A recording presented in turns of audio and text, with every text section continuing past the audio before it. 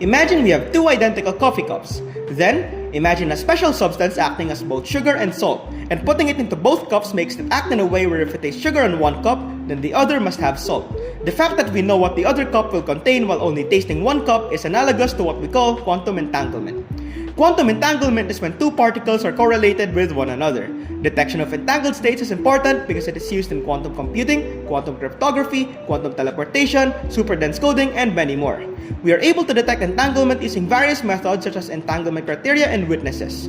We will focus on the former, specifically a purity-based criterion and the Perez-Horodecki or PPT criterion. I'm Paul Kenneth Remo, and this is my thesis. Entanglement detection is inherently negative. Both criteria begin with properties shared by all separable states, take their contrapositions, and state their entanglement criteria. It is known that PPT is sufficient in detecting all entangled 2x2 and 2x3 states. We begin by demonstrating PPT's sufficiency in 2x2 and 2x3 systems.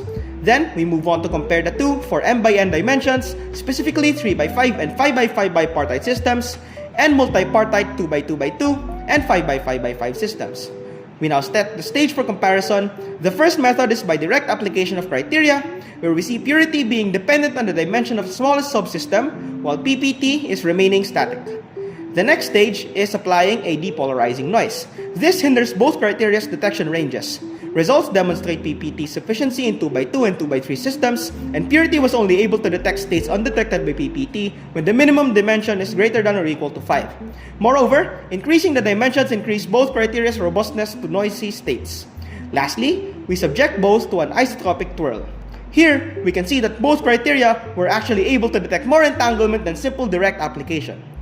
If you wish to learn more, come to my thesis defense on December 15.